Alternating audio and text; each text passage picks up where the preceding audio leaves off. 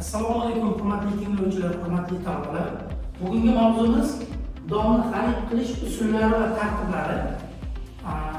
Donni biz masalan O'zbekiston hududida donni ekib rivojlantirib ko'rib bo'lganimizdan so'ng albatta uni qabul qilish punktlariga topshiramiz.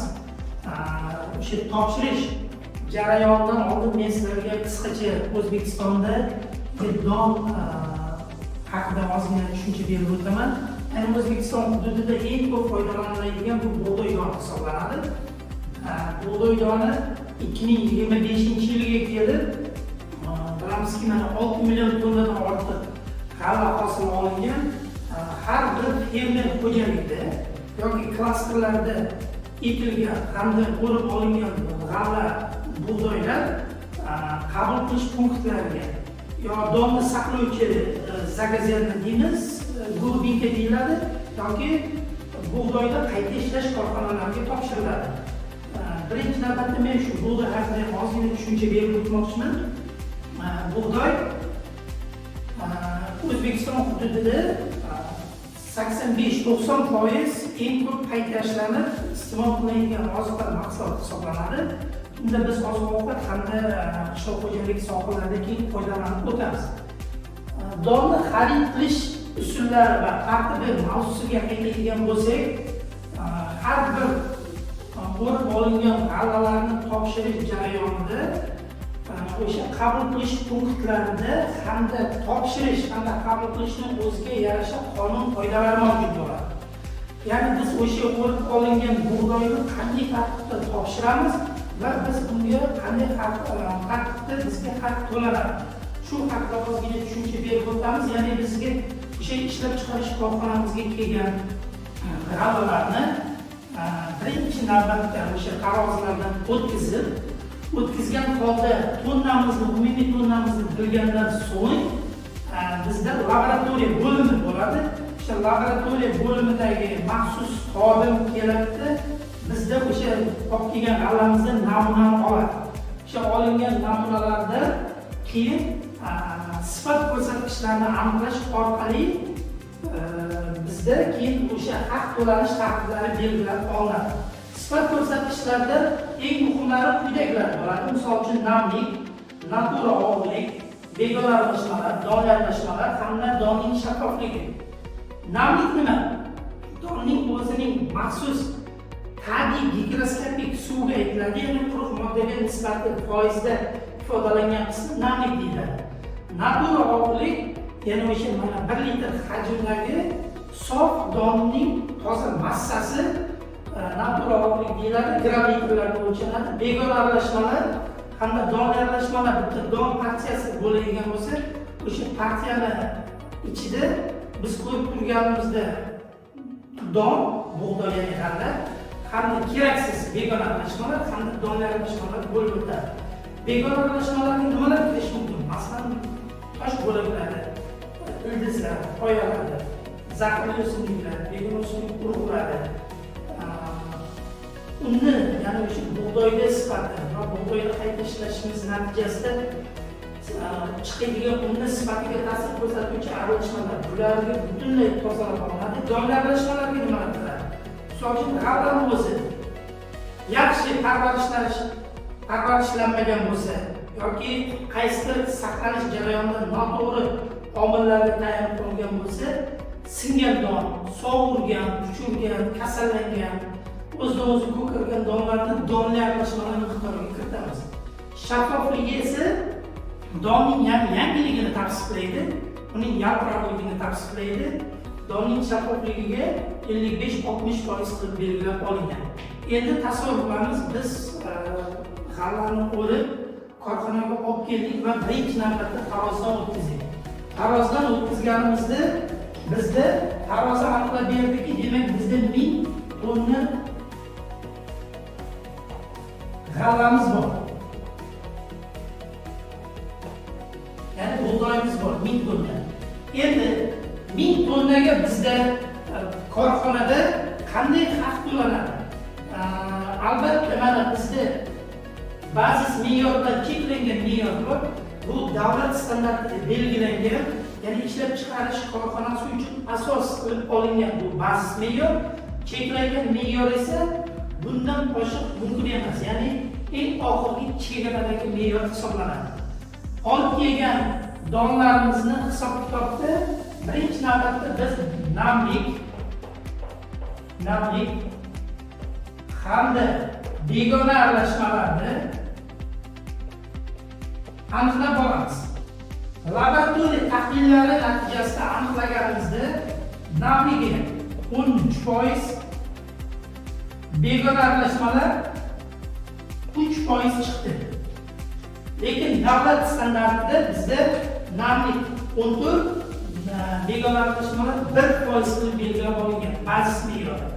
Albatta, har bir fermer xo'jaligi yoki klasterlarga to'lov qilinayotganda davlat standartida belgilangan bazis me'yor bo'yicha to'lov qilinadi. Shuni hisobida bizda bazisda 14 berilgan bo'lsa, demak biz bunga +1% beramiz.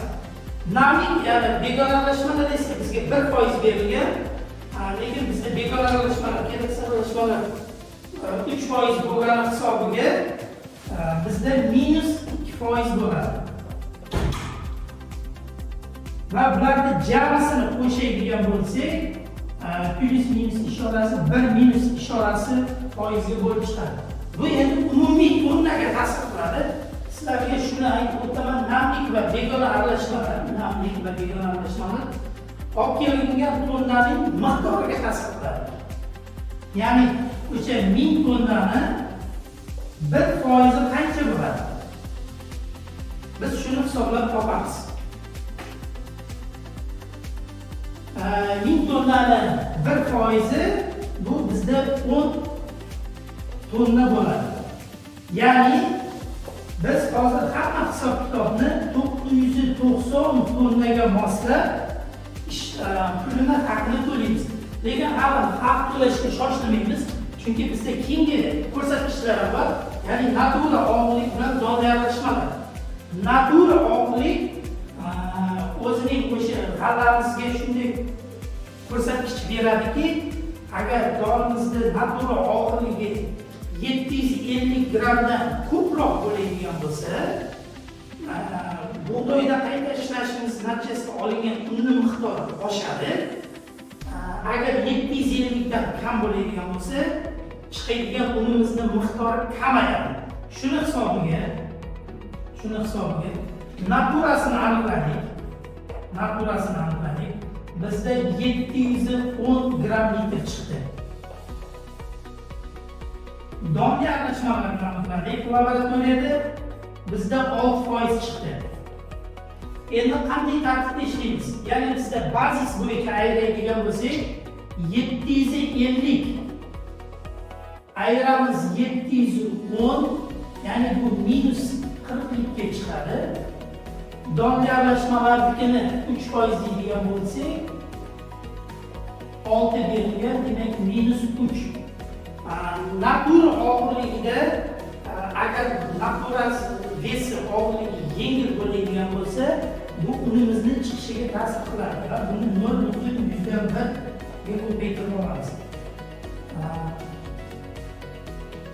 Donli aralashmalar ham unimizning miqdori kamayishiga sabab bo'ladi. Buni esa biz 0.1% ga ko'paytirib olamiz. 0.1% bu esa 0.3%. 0.4 hamda 0.3% tashkil qilyapti. Minus. Endi biz buni ikkalasini qo'shib olamiz. -0.7% chiqadi. Bu foizda, ya'ni bizda boyagi umumiy to'lanishi kerak bo'lgan tonna 990 tonnani 0.7%ni, ya'ni 693. Buni endi biz qaraylik. 990 tonnadan 693 tonnasini, ya'ni pulini skidkada to'lab beramiz. Bu degani 990 tonna bug'doyimizning narxi 3000 dan hisoblaganimizda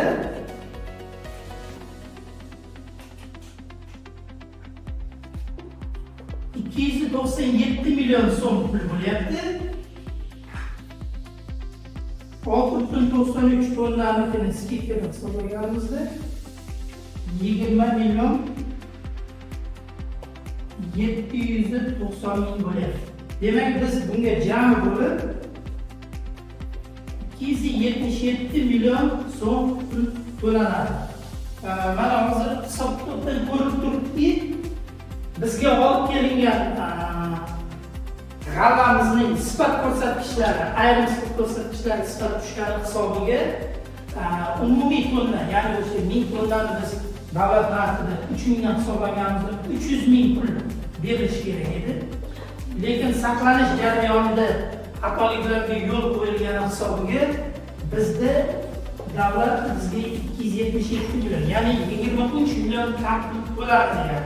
Bunda o'sha ekish o'rib olgungacha bo'lgan agrotexnik tadbirlarda hamda saqlash jarayonida noto'g'ri ishlarni amalga oshirganimiz hisobiga sifat ko'rsatkichlarini pastligi hisobiga yetishtirgan g'allamizdan ham umumiy tonnasidan hamda summasidan ham skidkaga amalga oshirildi. Shu bilan mavzumizda xarid qilish tartibini shu tartibda o'rganib olsalaringiz bo'ladi. Mabodo sizlarda mana shu ko'rsatkichlar bazis me'yor xuddi shunday tartibda o'zgarmas, bu davlat tomonidan tasdiqlangan, lekin sizlar olib kelingan g'allani ko'rsatkichi o'zgaruvchan bo'ladi. Shu orqasida yoki minusga yoki plyusga kirish tartibini o'rganib olsalaringiz bo'ladi. Bugungi mavzumizda qisqacha tushunchasi shulardan iborat. E'tiborlaringiz uchun rahmat.